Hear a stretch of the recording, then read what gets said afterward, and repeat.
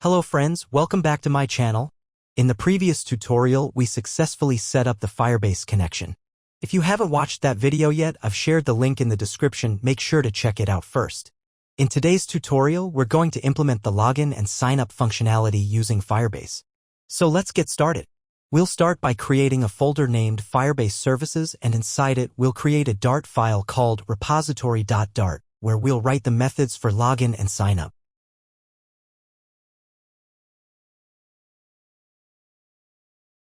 Now, open your terminal and run the command flutter pub add firebase_auth.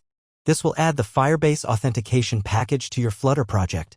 Next, let's create a Firebase Auth instance inside our repository class. This will allow us to access Firebase Authentication methods like login and sign up. Before we create our sign-in and sign-out methods, let's create a helper Dart file. This file will handle Firebase response messages so we can catch errors and display custom messages to the user.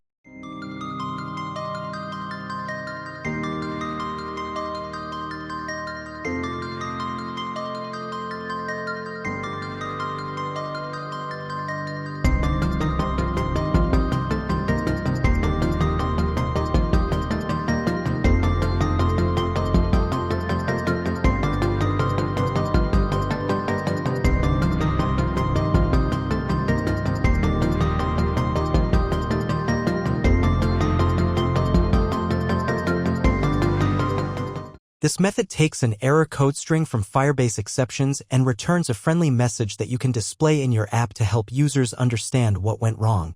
Now let's get back to our repository and create an auth result class.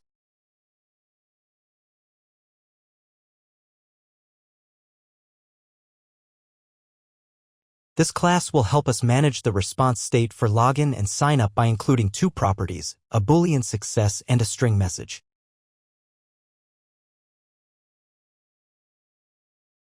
Now let's design our sign-in and sign-out methods to handle user authentication.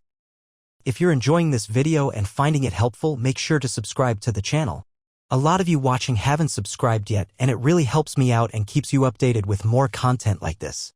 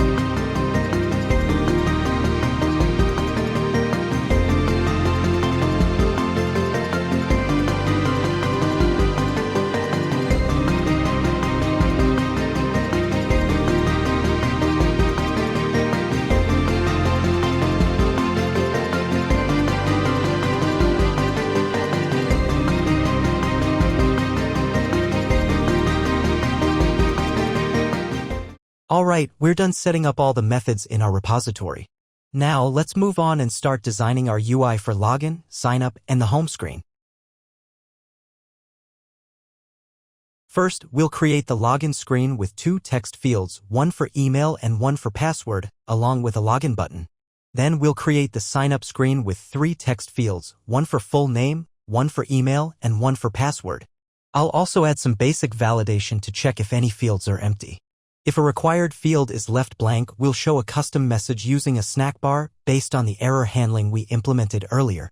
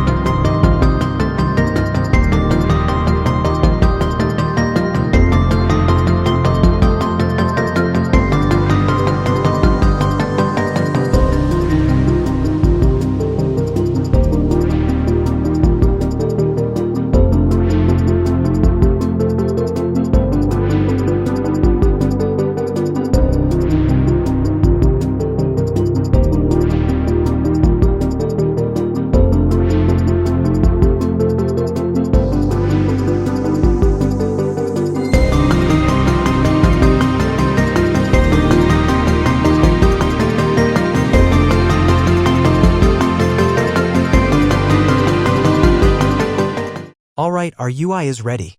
Now let's head over to the Firebase website. Go to the Authentication section, then click on the Sign In Method tab. Here, you'll see multiple options for user authentication. You can choose any method you prefer, but for this tutorial, I'll go with email and password. Click on it, then simply enable the option.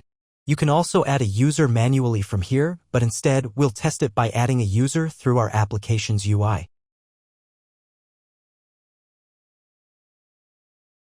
And now, let's create a new user using the sign-up form in our app to make sure everything is working as expected.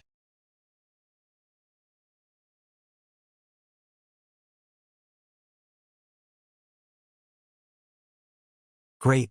There are no errors, and after successfully registering a new user, we're redirected to the home screen just as expected. Now let's go back to Firebase and check if the user was created. Perfect. As you can see, the new user has been successfully added.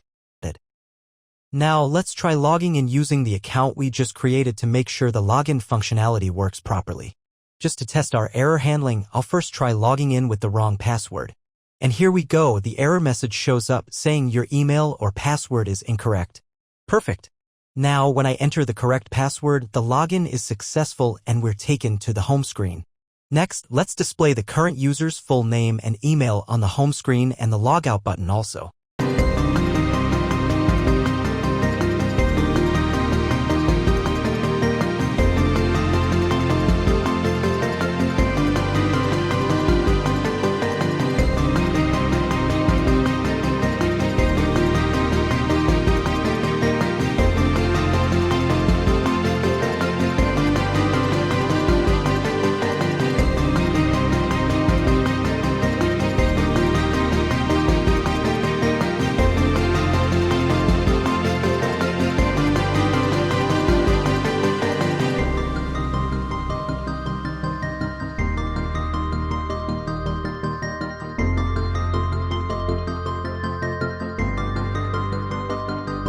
Done. The home screen now shows the user's full name along with their email.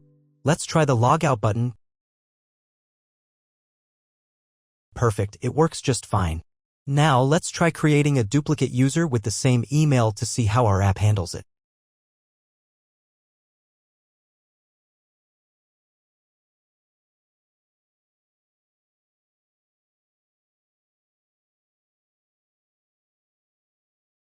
Oops, I forgot to handle the duplicate user case in our error handling method.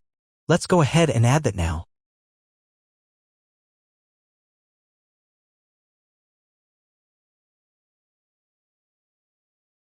You can also search on Google for more Firebase error codes to handle additional cases. I've just added a few of the common ones for now.